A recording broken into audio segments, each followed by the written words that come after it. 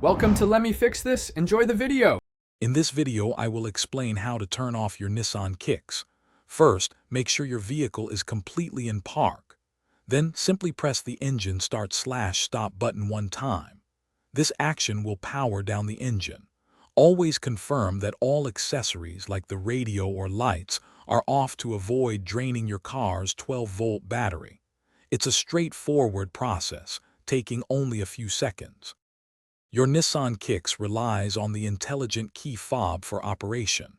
The vehicle needs to detect the fob inside the cabin to allow the engine to turn off. If your fob's battery is running low, you might need to place it in the backup key port, usually found near the cup holders, to ensure the system recognizes it. Without the fob present, the engine will not power down. Sometimes your Kicks might not turn off immediately. First, double-check that the gear selector is firmly in the park position. Also, ensure you are fully depressing the brake pedal when you press the engine start/stop button.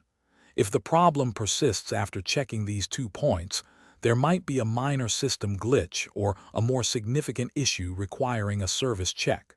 Do not force anything. After successfully turning off your Nissan Kicks, remember to engage the parking brake for added safety, especially on inclines. Always take your intelligent key fob with you when you leave the vehicle. Before walking away, ensure all doors are securely locked. A quick check for any remaining interior or exterior lights will help prevent battery drain and keep your Kicks ready for your next drive. Thanks for watching. If you found this helpful, don't forget to like and subscribe.